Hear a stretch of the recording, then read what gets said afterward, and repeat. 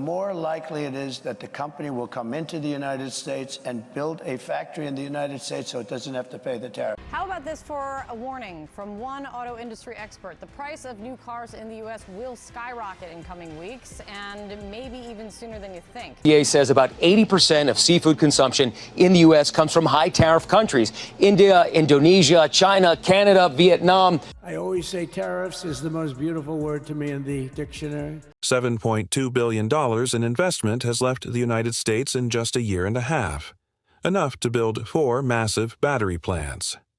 But instead of staying in Ohio, Michigan, or Georgia, that money is fueling a wave of new production lines stamped with a Canadian label.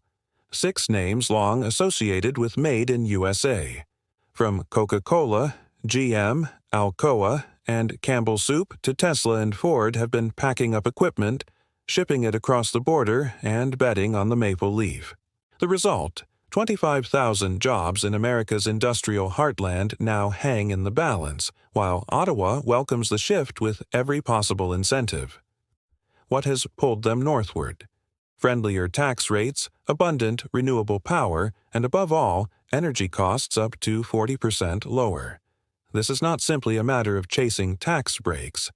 It is a stark warning that America's industrial advantage is cracking at home. If Washington fails to see it, entire supply chains could slip away in the blink of an eye. The real question is, how will President Trump manage this economic turbulence? And what fresh waves of hardship will Americans have to endure? Stay tuned to Canadian Bulletin in today's video, and don't forget to hit subscribe and the notification bell so you won't miss our latest updates.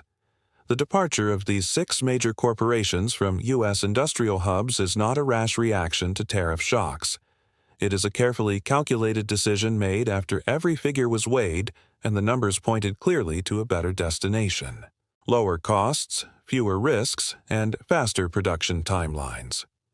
And that destination, unmistakably, is Canada. Right after President Trump signed the order-doubling import tariffs on steel and aluminium, raising them to 50% under Section 232 on the grounds of national security, the chain reaction was immediate. Within 3 weeks, GM and Ford simultaneously canceled frame orders for their Ingersoll and Oakville plants.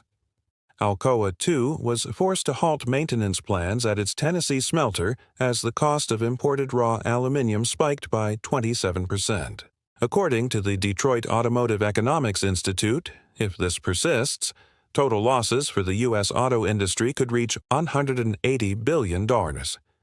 Components that were once basic inputs have become precious metals, driving the retail price of a Silverado up by nearly $4,900.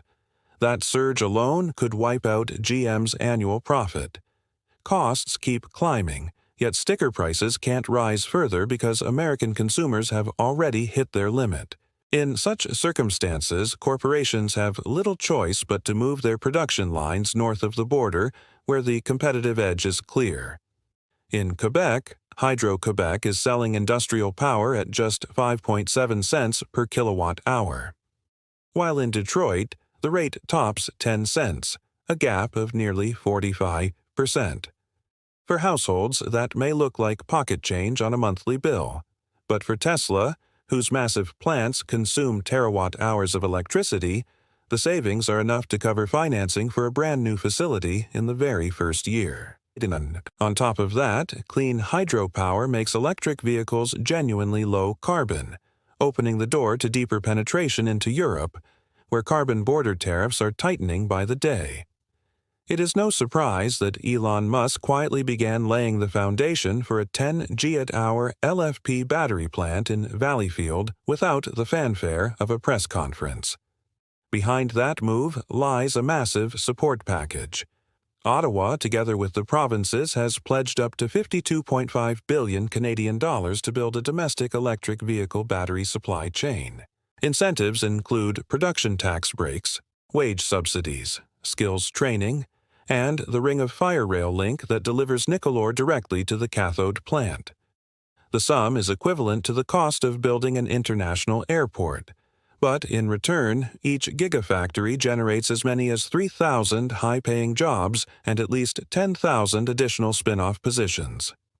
A report from the Parliamentary Budget Office shows it will take 18 to 20 years to recoup the investment. Yet, the Mark Carney government is willing to take the risk because missing the EV wave would be akin to forfeiting the chance to become North America's new Detroit. Speed of approval is another major advantage. The newly passed Rapid National Interest Projects Act allows Ottawa to designate any battery plant, nickel mine, or green steel mill as a project of national interest, forcing federal agencies to process applications within 90 days. While in Washington, businesses may have to navigate 18 to 24 months of red tape. In Canada, 3 months is the equivalent of a straight expressway with no toll booths.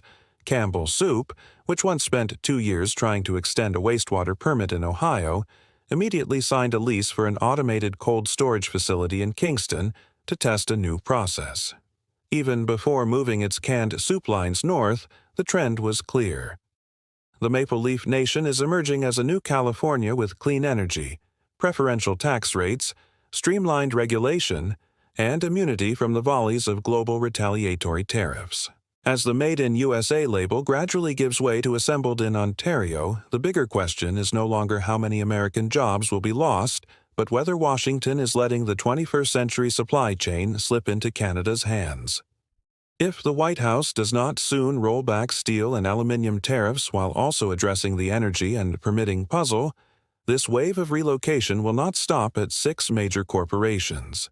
It could topple the United States' last high-tech industrial line of defense. Aluminum tariffs were hiked to 50% overnight, and suddenly every can of soda became a luxury item as input costs surged by 15 to 27%. According to Morgan Stanley, Boston Beer alone had to shoulder an extra 20 to the 30 million US simply because of that thin layer of aluminum. Coca-Cola quickly realized it would soon be caught in the same spiral. At the first quarter earnings call, CEO James Quincey admitted that Coca-Cola had long imported empty cans from Canada, and that now the company would redesign its packaging to avoid tariffs. 3 days later, the Crown Weston plant in Toronto, recently expanded to 3 stamping lines, was ordered to run at full throttle, while the night shift in Columbus, Georgia, was eliminated, leaving workers on 6-month furlough. This was not a hasty decision. In reality, Crown had already expanded its production capacity in Toronto back in 2020, enough to allow Coca-Cola to shift roughly 800 million cans a year to Canadian output. And why Canada instead of Mexico? Just look at the power bill. Hydro-Quebec is selling industrial electricity at only 3.68 cents per kilowatt-hour under its rate L tariff effective April 2025. While in Michigan, where KO operates 3 bottling plants, the average power cost has surpassed 8.5 cents per kilowatt-hour according to EIA data. With more than a terawatt-hour of electricity consumed annually for rolling, stamping, and cooling, moving production north saves Coca-Cola nearly $50 million US on electricity alone. Nor did they stop there. They also locked in raw materials. Alcoa has extended its contract to purchase 2,100 megawatts of hydropower from Hydro-Quebec through 2040 for its 3 smelters in Bangor, Bacomo, and Dishb, guaranteeing 1.1 million tons of clean primary aluminum each year. A stable, low-emission supply exempt from Europe's carbon border tariff gives Coca-Cola confidence in its long-term margins, something no American plant can claim in an era of volatile gas prices. The real-world impact came faster than anyone predicted. Just 6 weeks after the double tariff was imposed, Walmart shelves in Detroit were already stocked with $355 Coca-Cola Classic labeled Made in Canada. Priced at $18 for a 12-pack, it still sold out in the first week. Consumers saw only the product of Canada stamp, but in Ohio, the Steelworkers Union reported the loss of 280 ships. Clearly, shifting aluminum can production was not just a logistics decision. It exposed critical weaknesses in the American supply chain. high energy costs, cumbersome regulations, and erratic tariff policies. And now, with Coke cans stamped in Quebec, Silverado frames welded in Ontario, and Tesla batteries cast in Valleyfield, the United States faces the reality that its home field cost advantage is gone. If Washington insists on maintaining 50% tariffs under the guise of protecting its metals industry, more and more production lines will keep crossing the Detroit River.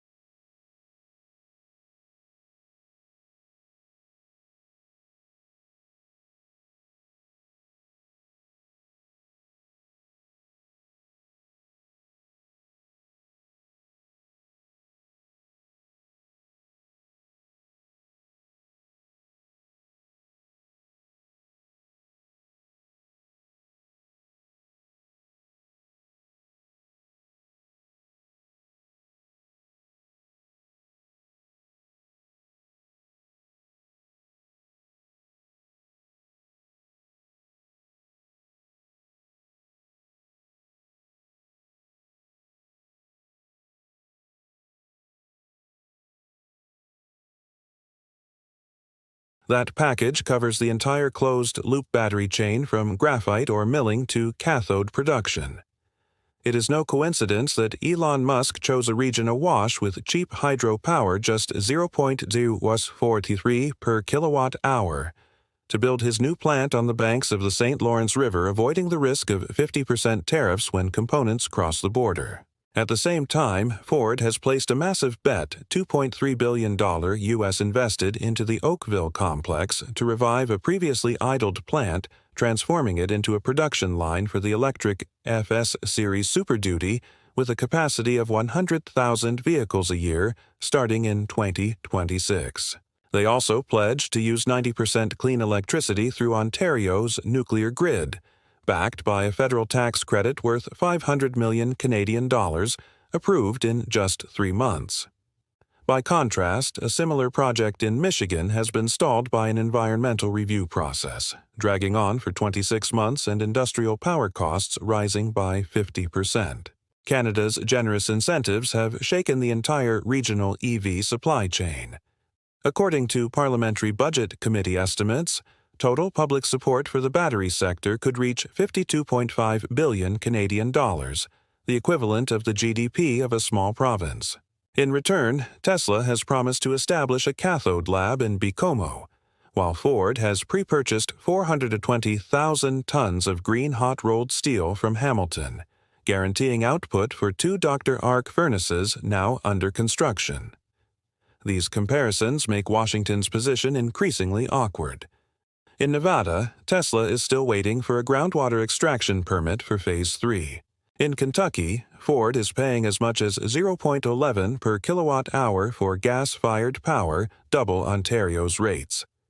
And in California, CEQA regulations force Tesla to spend an additional 18% solely on the environmental impact assessment for its battery recycling plant. Meanwhile, Canada gives the green light in just 6 weeks under its National Interest Project mechanism, where a single minister can serve as the point of contact so companies are not buried under paperwork. The results are immediate. RBC Capital Markets Projects Ontario will gain 6,000 high-skilled manufacturing jobs in the next 3 years, while metal industry wages are rising 11%. The fastest pace since the 2009 financial crisis. By contrast, the U.S. Center for Automotive Policy warns that Michigan could lose 4,700 support jobs if Oakville operates at full capacity. Financial markets have reacted sharply as well. Yields on Canada's 10-year green bonds dropped 12 basis points the week Ford announced its project, while North American EV ETFs attracted another $420 million U.S., with 72% of the inflows going into Canadian battery material stocks. Looking at the bigger picture, Tesla and Ford's moves are sketching out a complete supply chain corridor. Nickel, graphite, hydrogen, and steel stretching from Quebec to Ontario.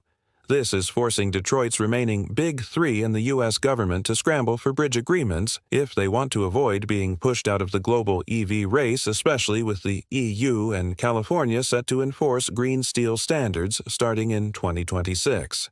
The only question now is timing.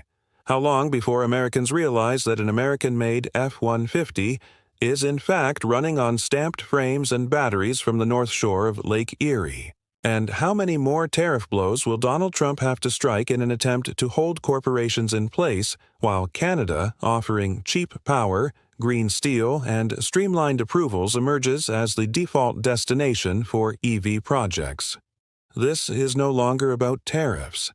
It is an infrastructure race where whoever controls clean energy and efficient processes will hold the advantage. The aura of Made in USA is fading as national icons quietly shift onto maple leaf assembly lines. Coca-Cola cans in Quebec, GM installing batteries in Niagara, Ford reviving Oakville, Tesla expanding Valleyfield. Capital technology and skilled labor are flowing across the 49th parallel at a pace unseen since NAFTA. The issue is no longer just a few thousand assembly jobs. When frames, soft drink cans, and batteries all find their advantage north of the border. Pharmaceuticals or semiconductors are sure to follow if the U.S. continues to carry high energy prices and years-long permitting delays. Yet in Washington, the debate still circles around the slogan of job protection, instead of addressing why companies are leaving their own homeland. With Walmart shelves increasingly filled with Made in Canada labels, the White House is left with two options: defuse the tariff time bomb, invest in clean energy infrastructure, and shorten approvals to 90 days like Ottawa, or keep building tariff walls and accept that the exodus may spread into defense where even a single bolt becomes more expensive because of policy. This is not a political shouting match, but an equation of survival for an industry that once sustained millions of middle-class families. If action comes in time, the stars on the American flag can still shine, but they must shine over factories that remain lit, not ones gone dark. And the final question remains: where does the American economy go from here? Stay tuned and hit the bell so you won't miss our latest updates.